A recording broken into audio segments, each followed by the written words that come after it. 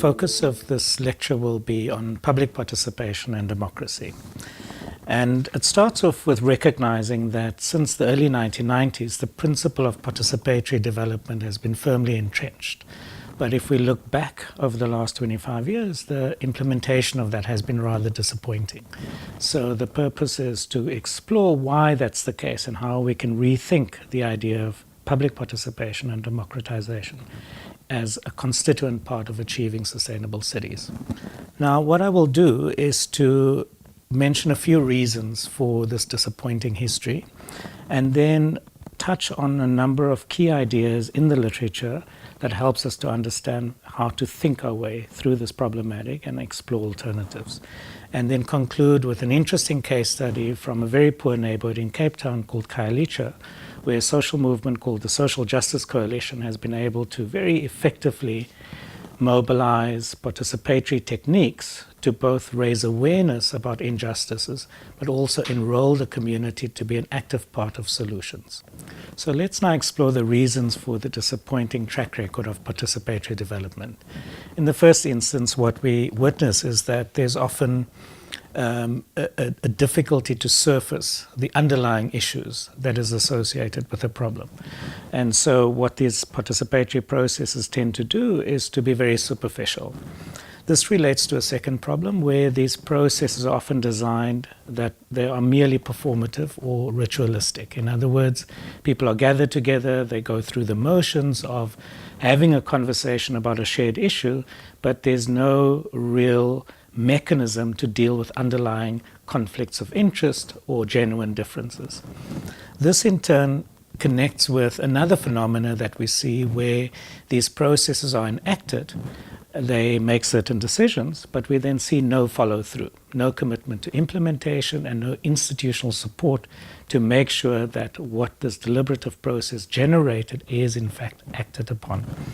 And then finally, when we look across different case studies, is that often these processes fail to be strategic. In other words, they can be very specific in relation to an issue or the manifestation of a certain problem, but they're unable to differentiate between what is a manifestation of a problem and what's an underlying cause and what needs to be done in the short term, medium term, and long term. In other words, be strategic.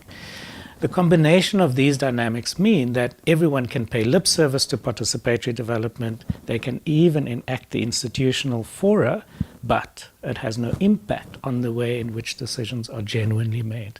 So in order to understand why participatory development has such a poor track record, it is helpful to turn to the literature and explore a number of debates. Now, at the heart of this debate is a difference in opinion or approach between what we call those from the deliberative democracy tradition and those from the radical democracy tradition. And the central difference is how they think about consensus and conflict.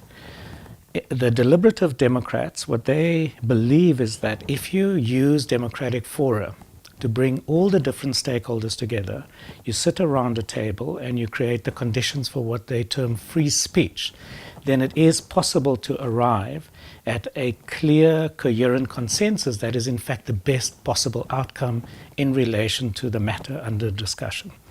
The radical Democrats take a very different view. They believe that in any speech context, there's already pre-programmed differences, and there's also unequal power relations.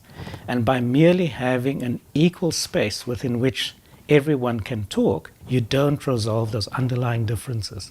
So they believe what you really need is for conflict to be surfaced, is to acknowledge that certain interests, certain conflicts are irreconcilable, and that unless you are able to make that clear and visible and put that out into the open, you don't generate enough political heat so that you can really get to the underlying structural drivers of various urban problems. So in their mindset, yes, deliberation is important, negotiations is important, but you also need an extra deliberative element. In other words, you need the street. You need voice, you need opposition to also come into the frame. And that creates, if you will, a pressure cooker effect that changes the terms of the debate. And this is really central to how we think about the quality of participation and what the prerequisites are for participatory engagements to lead to more substantive structural engagements around urban problems. At the heart of this is a view on conflict and how we think about conflict.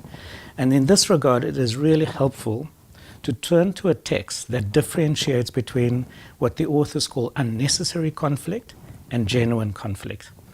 Unnecessary conflict can be in the realm of value conflicts or relationship conflicts. In other words, people just don't get along and can't be bothered for mediation or conflict resolution, or people disagree on the facts. All of these are conflicts that are always present, but they can, in theory, through effective processes, be resolved. But then you get two kinds of conflict that are deep and genuine, and in a sense, you can only mediate them effectively. One is structural conflicts, and this can relate to how a context is set up, what the preordained differential interests are. And you also get interest conflicts, which is, in a sense, self-explanatory. People have different interests in the game, and if they have more power, more resources, their interest will trump. And so you've got to at least make that visible and clear to everyone.